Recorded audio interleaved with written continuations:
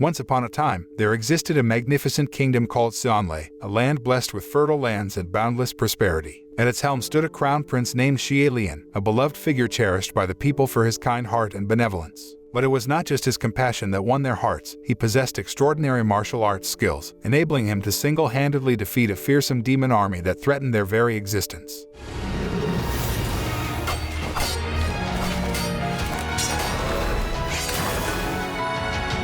News of Xie Lian's triumph spread like wildfire, reaching even the Heavenly Emperor, who saw in him great potential. Despite his tender age, the Emperor recognized Xie Lian's remarkable abilities and decided to elevate him to the ranks of the gods. Thus, the young prince ascended to the divine realm, unaware of the profound consequences his arrival would bring. As Xie Lian set foot in the realm of gods, a seismic shock rippled through the ethereal planes, shaking the very foundations of the divine palace. The impact was so immense that parts of the celestial abode crumbled and shattered under the force. Instantly, Xie Lian found himself at the center of disdain and hostility from the other gods, who harbored resentment towards him for the havoc he unintentionally wreaked. During Xie Lian's third ascension to godhood, he encountered a celestial officer named Lingwen. She, an emissary of the divine realm, explained the catastrophic aftermath of the earlier shock. Lingwen informed him that he had to make amends for the damage caused by compensating through a system of merit credits. These credits could be obtained from offerings made by humans to the gods. However, Xie Lian faced a significant predicament. He had no devoted followers who could make offerings on his behalf, leaving him unable to fulfill his obligation. Lingwen called upon a gathering of gods to seek their aid in assisting Xie Lian. However, to her dismay, none of the gods showed willingness to lend a helping hand to Xie Lian. Undeterred, Lingwen devised a plan to aid him in earning the merit credits he desperately needed. She advised him to embark on a perilous mission to vanquish a horde of demons that plagued the mortal realm. If Xie Lian accepted this treacherous undertaking, it would serve as repayment for his debt. Understanding the gravity of the situation, Xie Lian bravely accepted the challenge and ventured forth alone. Days turned into weeks as Xie Lian traversed the vast expanse of the mortal realm, guided only by his indomitable spirit. Finally, he arrived at a humble village, where he established a telepathic connection with Lingwen. She revealed that 2 junior heavenly officials named Nanfeng and Fuyao would join him in his quest. When Nanfeng and Fuyao finally arrived, Xie Lian greeted them warmly, explaining the purpose of their mission. Their objective was to capture a malevolent demon, known as the Groom Demon, who had been abducting innocent brides as they passed through Mount Yujun. This wicked creature had brought misery upon countless lives, causing the disappearance of 17 brides over the past century. Moreover, more than 100 people who were on the cusp of marriage had met tragic ends at the hands of this demon. The latest victim was the daughter of a wealthy official, who had even mustered a formidable force of 40 skilled bodyguards to safeguard his beloved child. Alas, their efforts had been in vain, as the bride had been snatched away right under their noses. As the trio engaged in fervent discussion, their deliberation was abruptly interrupted by a cacophony emanating from outside. They rushed to the source of the commotion, only to discover a group of men forcibly escorting a bride. A courageous woman named Xiao Ying fearlessly intervened, warning them about the perils associated with capturing the elusive Groom Demon. However, her words fell on deaf ears, and the group, led by a brash man named Xiao Pengtou, accused Xiao Ying of coveting the promised reward. Their accusations swiftly escalated into a violent confrontation, with Xiao Pengtou ruthlessly striking Xiao Ying to the ground. Incensed by this injustice, Xie Lian swiftly leaped into action, unleashing his martial prowess to subdue the assailants and protect Xiao Ying.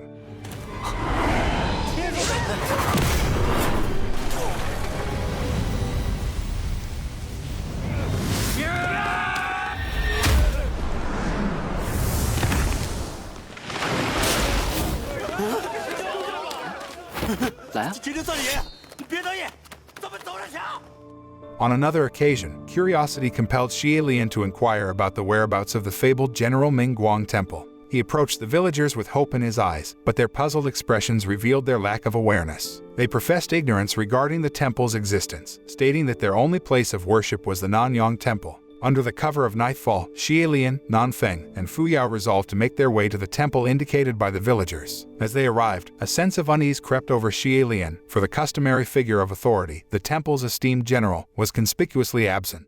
Puzzled by this peculiar absence, Xie Lian reached out to Lingwen through their telepathic connection, seeking guidance. Lingwen's voice resonated in his mind, revealing a startling truth. The Groom Demon held the position of second rank among the most malevolent of demons, capable of wreaking havoc if left unchallenged. Armed with this newfound knowledge, the trio meticulously devised a plan to entice and ensnare the treacherous demon.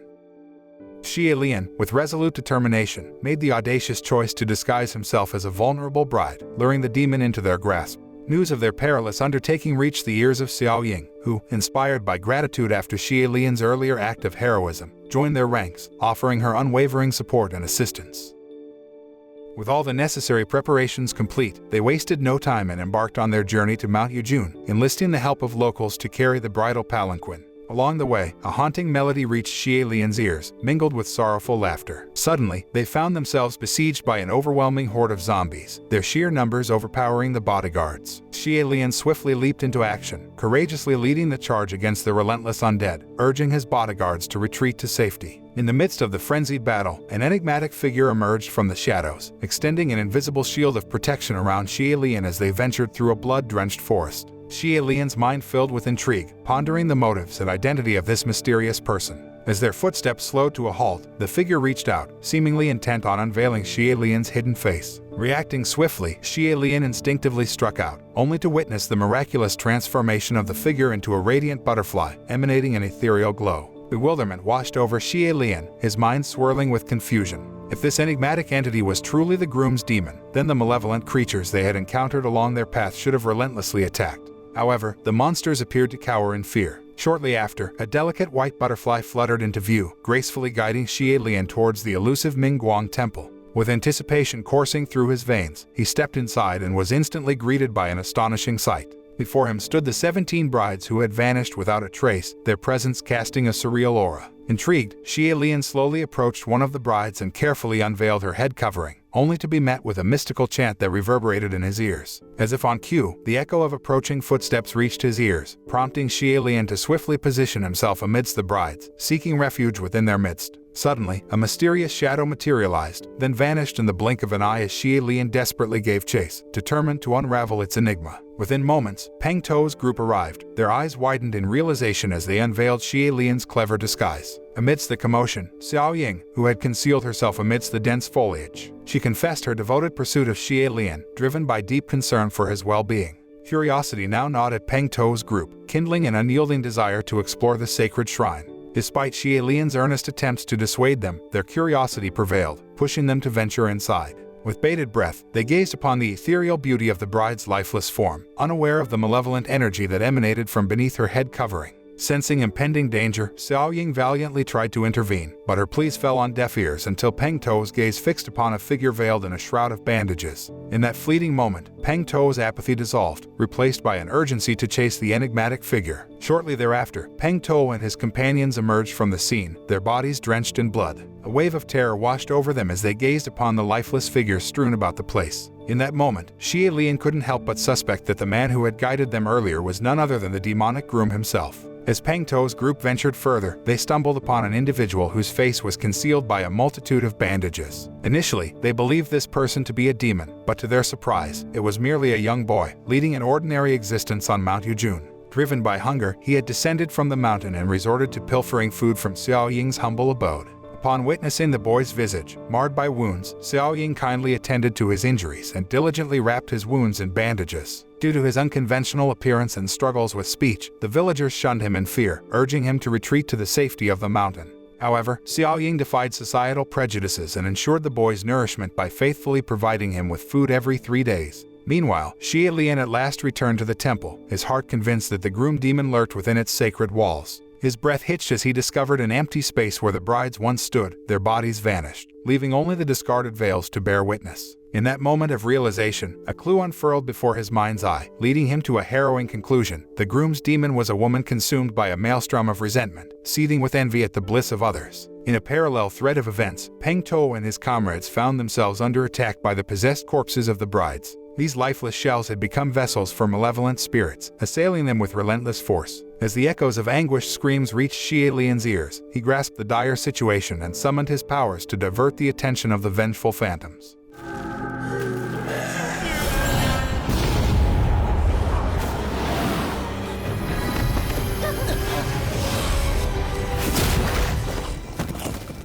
With a resolute spirit, he meticulously refastened the veils upon the decapitated heads, locking away the evil spirits in a desperate bid to restore peace. Having dealt with the somber task of attending to the bride's remains, Xie Lian reached out to Lingwen, seeking information about General Ming Guan. To his inquiry, she unraveled a tale from the annals of the past. The general, whose true name was Pei Ming, had crossed paths with a formidable female counterpart on the battlefield named Xuanji. When Xuanji faced the despair of capture and sought to end her own life, it was Pei Ming who interceded, attempting to halt her tragic decision. As the war drew to a close, Pei Ming made the fateful choice to set Xuanji free. However, her fiercely competitive nature compelled her to persistently challenge Pei Ming, their clashes of will evolving into a profound love. When Xuanji resolved to forge a committed bond with Pei Ming, her heart was left shattered as he abruptly departed, causing their nations to turn into adversaries and endure untold hardships.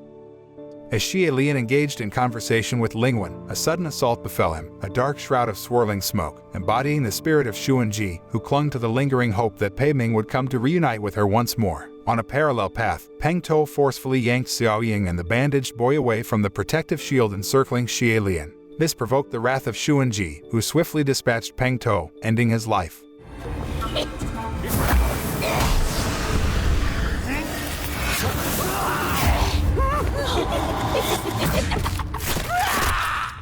Fueled by centuries of pent-up fury, Xuanji unleashed her aggression upon Xie Lian once again, driven by her relentless anticipation of Pei Ming's return. Meanwhile, Xiao Ying, witnessing Xie Lian's predicament, bravely endeavored to rescue him, but her valiant efforts were met with the fatal strike of Xuanji's hand.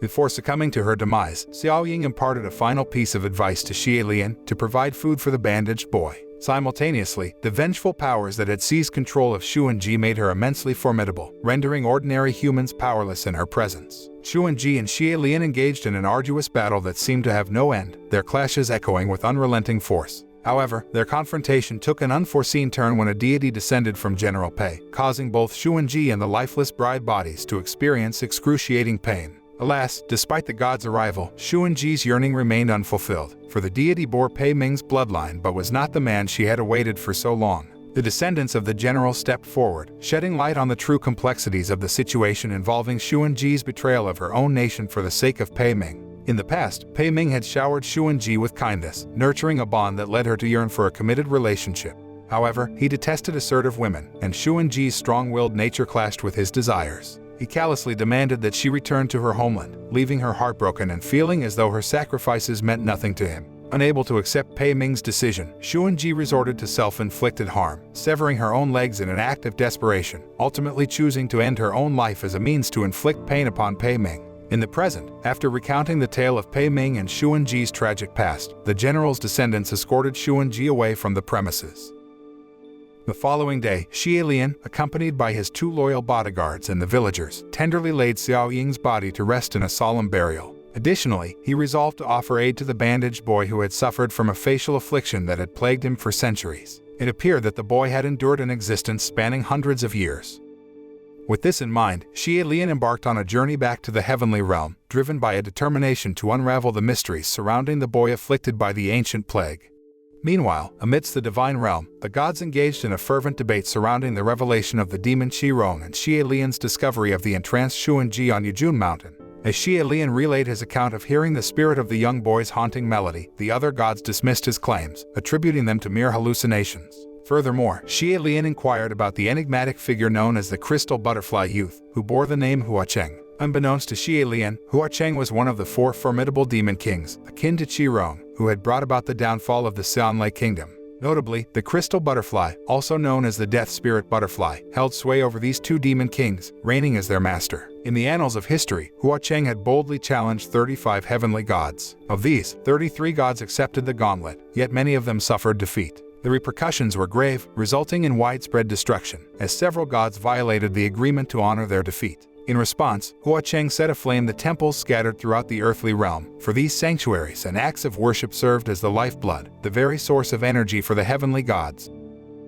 Following his encounter with the gods, Xie Lian crossed paths with Lingwen, who delivered surprising news that all of his debts had miraculously been settled. This revelation bewildered Xie Lian, as the mission on Mount Yujun alone should not have sufficed to clear his debts. However, Lingwen chose to withhold the reason behind this unexpected resolution, leaving Xie Lian in a state of curious wonder. In the days that followed, Xie Lian made a decision to temporarily reside in the mortal realm, intent on constructing a temple for himself. Lamentably, he lacked a dedicated place of worship where humans could honor him. Presently, he busied himself with renovating an aged hut nestled within a village, fashioning it into a sanctuary where his followers could offer their devotion. With determination in his heart, Xie Lian embarked on a journey to the bustling market in search of the necessary supplies. On his way back, he serendipitously hitched a ride on an old man's cart, laden with a bountiful harvest. It was during this ride that a man named San Long made an unexpected appearance, bearing a striking resemblance to Hua Cheng. This encounter triggered a memory within Xie Lian, reminding him of the demon's ability to assume various forms. Engaging in conversation, Xie Lian maintained a composed demeanor while keeping his guard up, subtly extracting information from San Long, who seemed to possess considerable knowledge about the gods. Xie Lian skillfully probed, seeking insight into the demon Hua Cheng, a figure Lingwen had cautioned him about, as encounters with the demon were believed to bring ill fortune upon him. Without hesitation, San Long elaborated on Hua Cheng's exploits, how he had decimated the demon's headquarters, emerging unscathed under the shelter of an umbrella, safeguarding himself from a deluge of blood. Furthermore, San Long revealed that Hua Cheng's right eye was sightless, and his vulnerability lay in the ashes of his bones, entrusted to someone he held dear. After an intriguing exchange, San Long finally introduced himself, sharing details of his own estranged family, who had cast him aside. Before long, the cart came to an abrupt halt as they encountered a formidable group of demons. Reacting swiftly, Xie Lian invoked his powers to shield San Long, himself, and the elderly cart driver, rendering them invisible. Alas, the strain on Xie Lian's abilities grew too great, and they were suddenly exposed, becoming vulnerable to the relentless pursuit of the demon horde. Yet, when the demons caught sight of San Long, a palpable fear gripped them, prompting their hasty retreat. Xie Lian's suspicions regarding San Long's true nature persisted, prompting him to feign an act of palmistry in an attempt to discern any telltale signs of a demon in disguise. In the realm of demons, the color of their hands does not mirror that of humans unless they possess exceptional powers. To his surprise, Xie Lian detected no abnormalities upon examining San Long's palm. Just as San Long prepared to depart, Xie Lian extended an invitation, urging him to seek refuge within the temple, as night about to come. As the morning sun bathed the temple, Xie Lian emerged from slumber and beheld a stunning painting of the deity, skillfully crafted by San Long, adorning the temple wall. Curiosity piqued, he sought out San Long, who diligently swept the courtyard. A desire to dispel any lingering doubts about San Long's true nature compelled Xie Lian to offer a gentle touch to tidy his disheveled locks. Demons often bore peculiarities in their hair, yet once again, no signs of otherworldly influence revealed themselves. In an effort to ensnare the elusive demons, Xie Lian adorned the temple pillars with protective talismans, for the humble abode lacked a proper door. Observing this, San Long fashioned a door from a sturdy log, asserting that the anti-demon amulet would be most effective when affixed to the temple entrance.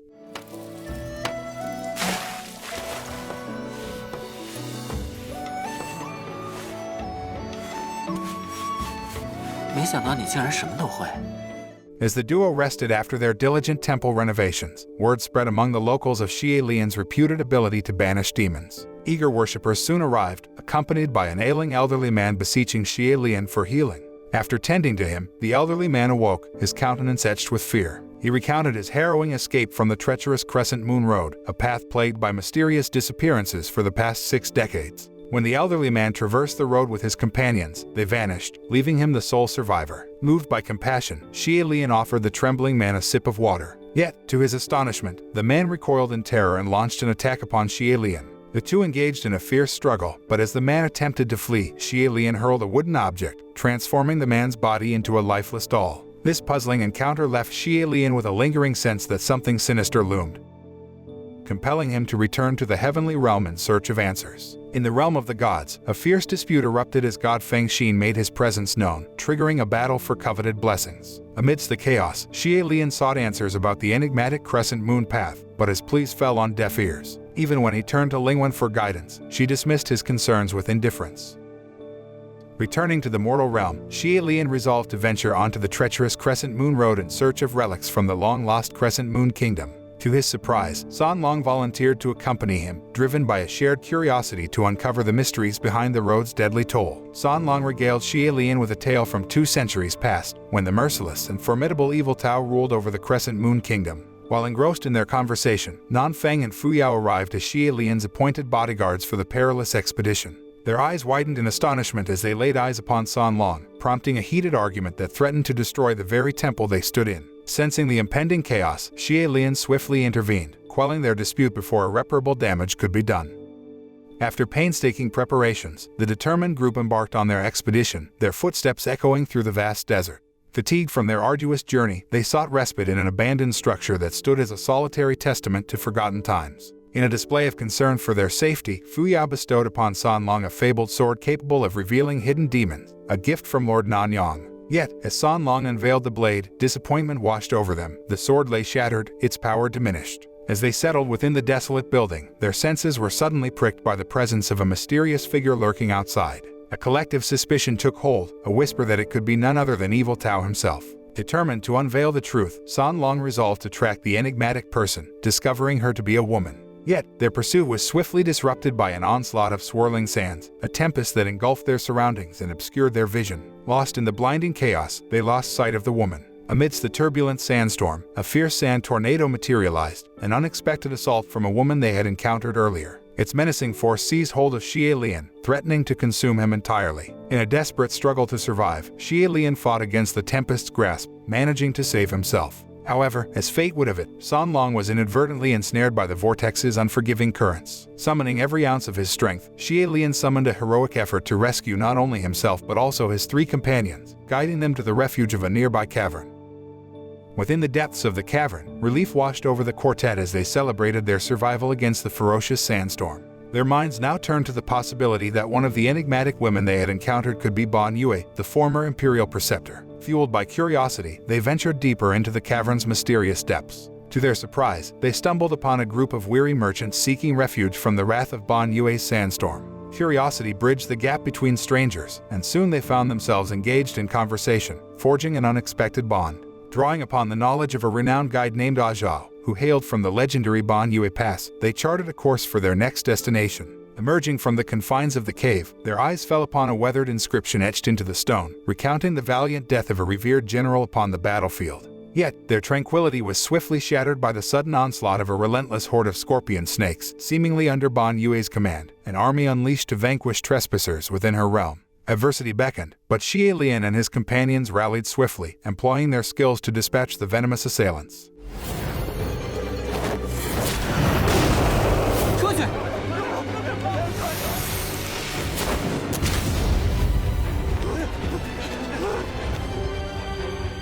However, one of the merchants, Zheng, fell victim to the poisonous bite of a scorpion snake. Desperate for a cure, they set their sights on the ruins of the once glorious Ban Yue kingdom, where an antidote awaited. United in purpose, Xie Lian and his companions devised a plan to venture forth, aided by the guidance of Zhao. As they embarked on a treacherous journey towards the fabled royal ruins, their fates intertwined with the remnants of a Ban Yue kingdom. As their journey progressed, a fateful encounter awaited them, a confrontation with 2 enigmatic women who sought to impede their progress. In a selfless act of bravery, Nanfeng valiantly sacrificed himself as a diversion, allowing Xie Lian and the rest to press on towards their destination.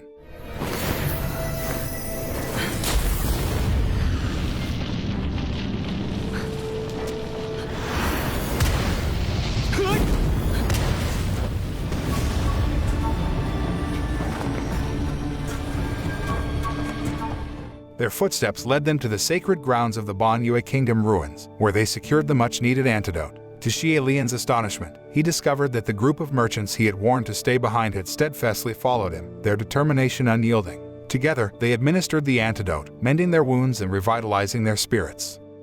However, their respite was short-lived, for a battalion of Ban Yue troops, led by the formidable General Kemo, ambushed Xie Lian's group. The unforgiving laws of the Ban Yue Kingdom barred the presence of outsiders, and the group found themselves entangled in a trial by fire. In the midst of the chaos, Xie Lian was forced to witness the heart-wrenching loss of both Zhao and San Long, cast into the flames of judgment as enemies of Ban Yue.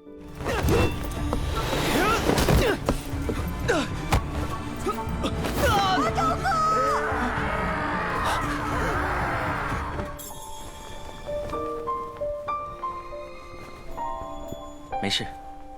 等等，三郎，你先别动。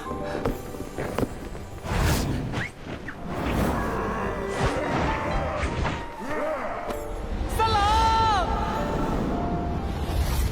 Desperate to save San Long from his impending fate, Xie Lian valiantly intervened, but General Kemo stood as an impenetrable barrier. Just as hope seemed lost, a mysterious figure, bound to the punishment pole, broke free, capturing the attention of Kemo.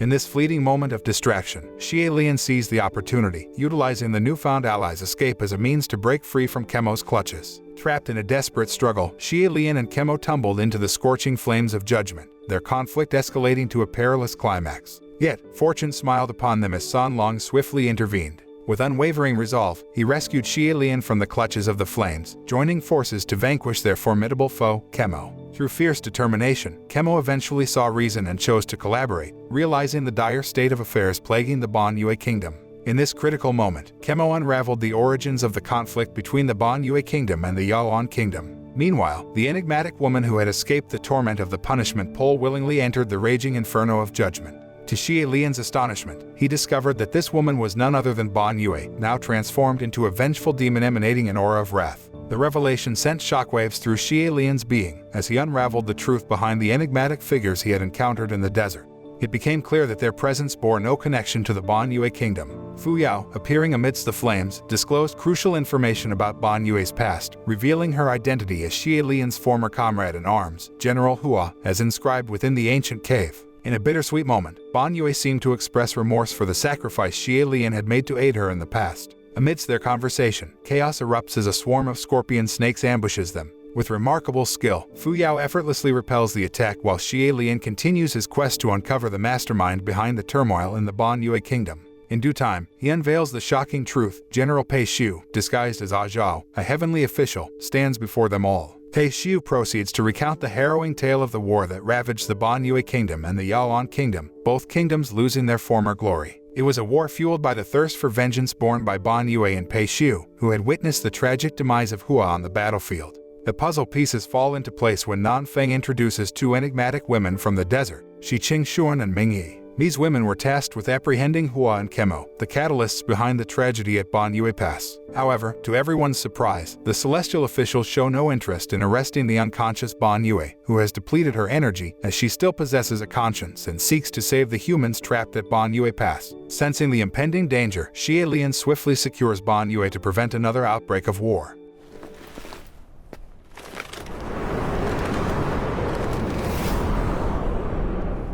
Ban Yue，生。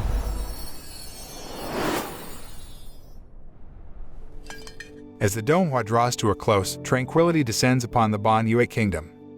Xie Lian shares a heartfelt revelation with San Long, unveiling the truth that San Long is indeed the demon Hua Cheng. Yet, Xie Lian assures him that this revelation does not alter their bond. In fact, San Long has been Xie Lian's dearest companion throughout their journey in the mortal realm, transcending labels and identities. Their friendship remains steadfast and unshakable. The moral lesson of the story is, true friendship goes beyond labels and appearances. Trust in the power of friendship, even when faced with uncertainty.